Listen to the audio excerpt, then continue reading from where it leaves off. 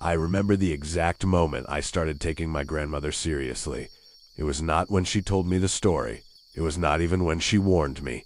It was the first time I heard the knocking myself. When I was younger, she told me something that always felt strange. She said that if I ever heard knocking on the window after midnight, I should never answer. I laughed back then. I remember asking her who would even be outside a third-floor window in the middle of the night. There was nothing there except empty air and the tops of a few trees. She did not laugh. She just looked at me in a way that made me uncomfortable and said that some things do not need a way in, they just need to be let in. I could feel the seriousness in her tone and the way her hands trembled slightly even though she tried to hide it. That small detail stuck with me more than anything else she said that night. For years, I treated it like one of those old superstitions, something people say without really meaning it. I forgot about it completely until after she passed away. I moved into her apartment for a while to go through her things. It felt easier than coming back and forth every day, and I thought maybe it would feel a little familiar, maybe even calming. The apartment had not changed much.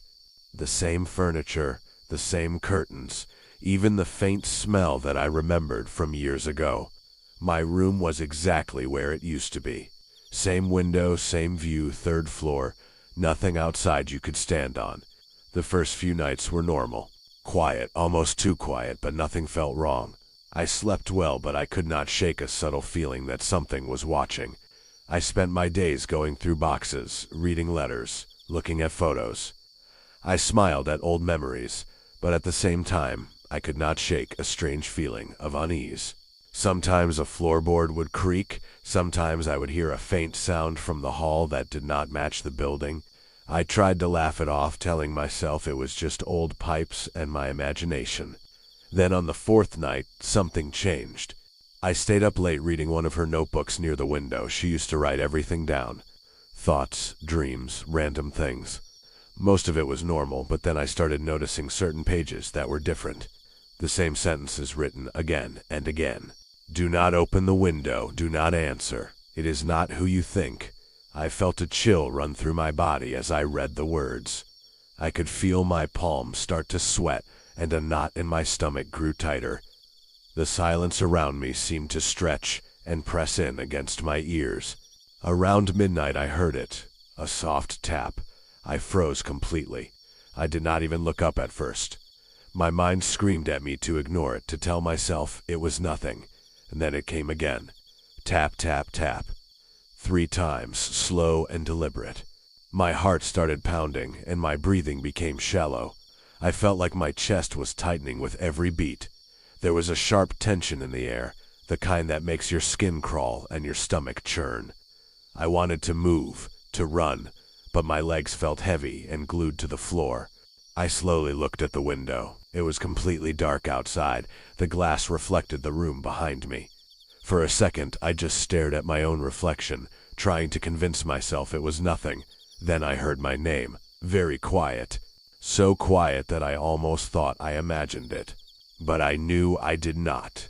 The sound did not feel like it came through the air. It felt closer than that, like it was placed directly inside my head. My body reacted before I could think.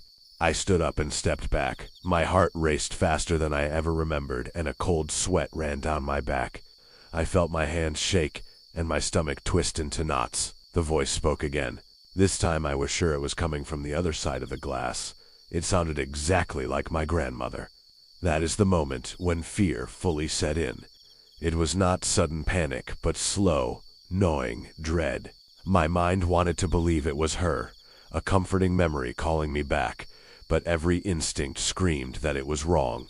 My chest tightened with every heartbeat. The tapping came back. 3 slow taps. I remembered what she said years ago, and I stepped back again, trying to steady my breathing. The voice became urgent. It said it was cold. It said it needed help. It said please. Each word was slightly off, like something was imitating her voice but could not perfectly copy the warmth in her tone. I shook my head and whispered to myself that it was not real, that it could not be her. My legs trembled as I pressed myself to the far wall. My fingers gripped the edge of the desk as if holding on to something tangible could keep me safe. Then the reflection in the glass changed. At first I thought it was my eyes, but the angle was wrong. It was showing more of the room than it should. In that extra space behind me, there was someone standing in the doorway. I spun around instantly. Nothing. I held my breath and pressed my back against the wall. When I looked back at the window, the figure was still there in the reflection. Completely still, slightly too tall. Its shape was human, but wrong in ways I could not explain. My skin crawled and I felt my hair stand on end. The air itself seemed heavier. The voice at the window repeated the same words. "Please let me in, please let me in," over and over. My throat felt dry. I could barely breathe. Then the tapping changed. It was not only coming from the window, I heard it behind me, on the wall. 3 taps. Then again. 3 taps. I realized something had entered the room already and my chest tightened with panic. My legs felt frozen, but my mind screamed at me to move. Everything went silent after that.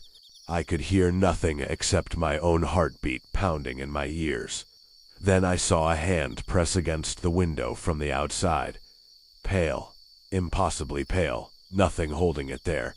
The fingers spread slowly across the glass, pressing faint marks into it. Then it tapped. 3 times.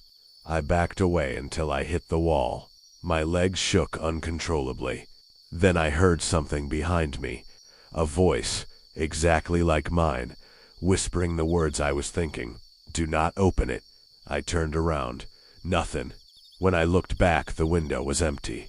No hand, no reflection, no figure. Just darkness. I did not sleep that night. I stayed in the corner with the lights on until the sun came up. During the day, everything looked normal. But I could not stop checking the window, imagining shapes in the glass, wondering if I was losing my mind. I spent the morning trying to rationalize everything, walking through the apartment, touching every surface, listening for any noise that might explain what I heard. Nothing. Silence.